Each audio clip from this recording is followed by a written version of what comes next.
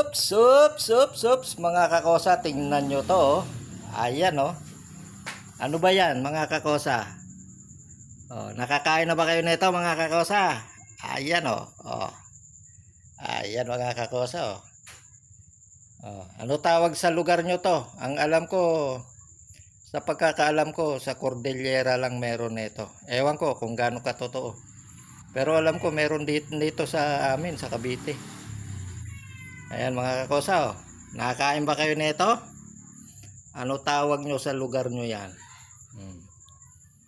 Binabad sa, ay kinalug-kalug yan sa asin. Ayun, may mga ano pa doon, oh. Yan, binabad sa asin po yan. Tululaway ko, mga kakosa. Pasensya na. Ang sarap eh.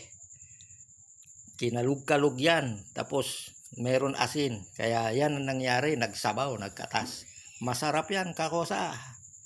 Oh, paki-comment lang po kung ano tawag nyo sa lugar nyo to. Ayan, oh. Oh, paki-comment lang po.